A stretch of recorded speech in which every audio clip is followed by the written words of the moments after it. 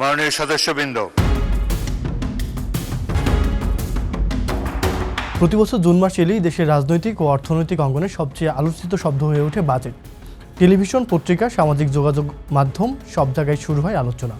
কোথাও বলা হয় বড় বাজেট, কোথাও ঘাটতি বাজেট, আবার কোথাও জনবান্ধব বাজেট। কিন্তু প্রশ্ন হলো, এই বাজেট আসলে কি, কেন সরকার প্রতি বছর বাজেট দেয়, আর এর প্রভাব সাধারণ মানুষের জীবনে কতটা পড়ে? চলুন পুরো বিষয়টা খুব সহজ ভাষায় বুঝে নেওয়া যাক। ধরুন, মাসের শুরুতে আপনি হিসাব করতে বসেছেন।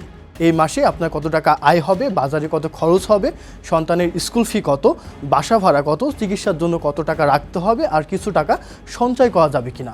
রাষ্ট্রের বাজেট ঠিক এমনই, তবে পার্থক্য হলো আপনি হিসাব করছেন নিজের জন্য, একটি পরিবারের জন্য, আর সরকার হিসাব করে পুরো দেশের জন্য। যেমন সরকার আগে থেকেই পরিকল্পনা করে রাস্তাঘাট নির্মাণে কত টাকা লাগবে, শিক্ষা ও স্বাস্থ্য খাতে কত খরচ হবে, কৃষিতে কত ভর্তুকি দেওয়া হবে, সরকারি চাকরিজীবীদের বেতন কত বাড়বে, আইন শৃঙ্খলা বা জনশৃঙ্খলা ও নিরাপত্তার প্রতি মাসে সরকারের ব্যয় কত হবে। এই পুরো অর্থনৈতিক পরিকল্পনায় সাজানো হয় বাজেটের মাধ্যমে। অর্থাৎ বাজেট হলো সরকারের একটি আয়না, যেখানে প্রতিফলিত হয় আগামী ৩৬৫ দিন দেশের অর্থনীতি কোন পথে হাঁটবে, আর সেই পথ আপনার জীবনকে কতটা সহজ কিংবা কঠিন করে তুলবে। এক কথায় বাজেট হলো সরকারের এক বছরের আর্থিক রোডম্যাপ। বাজেট শব্দটির উৎপত্তি হয় বোগেটি শব্দ থেকে। এটি একটি গ্রিক শব্দ, যার অর্থ মানিব্যাগ, যেখানে টাকা রাখা যায়। এই পদ্ধতি প্রথম আবিষ্কৃত হয় গ্রিকদের সময়।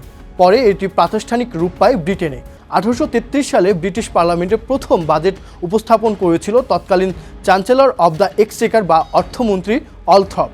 আর ভারতীয় উপমহাদেশে আধুনিক বাজেট ব্যবস্থার প্রবর্তক হিসেবে ধরা হয় স্যার জেমস উইলসনকে। 1860 সালের 7 April sir James Wilson British ভারতে প্রথম বাজেট পেশ করেন।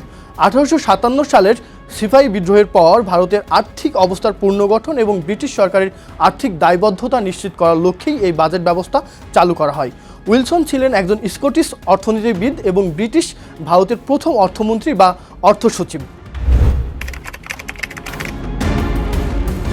1972 সালের 30 জুন স্বাধীন বাংলাদেশের ইতিহাসে প্রথম বাজেট উপস্থাপন করেন দেশের প্রথম অর্থমন্ত্রী তাজউদ্দিন আহমদ। সেই বাজেটের আকার ছিল মাত্র 786 কোটি টাকা। বাংলাদেশের প্রথম কোনো রাষ্ট্রপতি হিসাবে বাজেট পেশ করেন শহীদ প্রেসিডেন্ট জিয়াউর রহমান 1976 থেকে 1977 এবং 1978 থেকে 1979 অর্থ বছরে। সংসদে সর্বোচ্চ 12 বার বাজেট পেশ করেন সাবেক অর্থমন্ত্রী সাইফুর রহমান ও আবুল মাল আব্দুল মুহিত। তবে আবুল মাল আব্দুল মুহিত টানা 10 বার বাজেট পেশ করেন। একটা দেশ চালাতে শুধু টাকা থাকলেই হয় না, দরকার সঠিক পরিকল্পনাও। বাংলাদেশের অর্থবছর শুরু হয় 1 জুলাই থেকে এবং শেষ হয় পরের বছর 30 জুন। প্রথমত সরকারকে আগে থেকে হিসাব করতে হয় আগামী এক বছরে কত টাকা আয় হবে ভ্যাট, ট্যাক্স ও অন্যান্য খাত থেকে। দ্বিতীয়ত সেই টাকা কোথায় খরচ হবে সেটাও ঠিক করতে হয়, যেমন রাস্তা ও অবকাঠামো, স্কুল ও হাসপাতাল, সরকারি চাকরিজীবীদের বেতন, বিদ্যুৎ ও জ্বালানি খাত, সামাজিক নিরাপত্তা কর্মসূচি। তৃতীয়, দেশের অর্থনীতি সবসময় একরকম থাকে না, কখনো দ্রব্যমূল্য বাড়ে, কখনো ব্যবসা ধীর হয়ে যায়, কখনো বেকারত্ব বাড়ে। তাই প্রতি বছর নতুন পরিস্থিতি অনুযায়ী নতুন পরিকল্পনা দরকার হয়। আর গণতান্ত্রিক দেশে জনগণের টাকা কিভাবে খরচ হবে সেটার অনুমোদনও সংসদ থেকে নিতে হয়। বাজেট সেই জবাবদিহিতারই অংশ।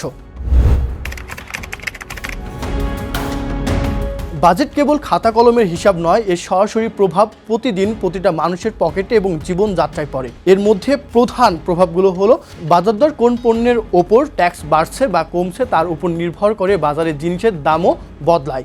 যেমন চাল, ডাল, তেল, চিনি, রান্নার গ্যাস, এসব পণ্যে কর কমলে মানুষের খরচ কমে, আবার আমদানিকৃত বা বিলাসবহুল পণ্য ট্যাক্স বাড়লেও দাম বেড়ে যায়। আয়কর করমুক্ত আয়ের সীমা বাড়ানো হলেও মধ্যবিত্ত ও চাকরিজীবী কিছুটা স্বস্তি পায়, কারণ তখন তাদের কম ট্যাক্স দিতে হয় এবং হাতে বেশি টাকা থাকে।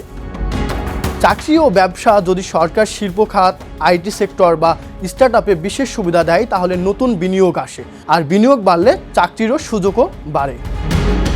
সামাজিক নিরাপত্তা, বয়স্ক ভাতা, বিধবা ভাতা, প্রতিবন্ধী সহায়তা কিংবা কম দামে খাদ্য বিক্রির মতো কর্মসূচির পেছনেও টাকা আসে এই বাজেট থেকে।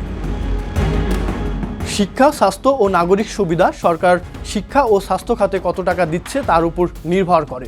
সরকারি হাসপাতালে চিকিৎসার মান, স্কুল কলেজের সুযোগ সুবিধা, উপবৃত্তি, এমনকি বিদ্যুৎ পানির দামও।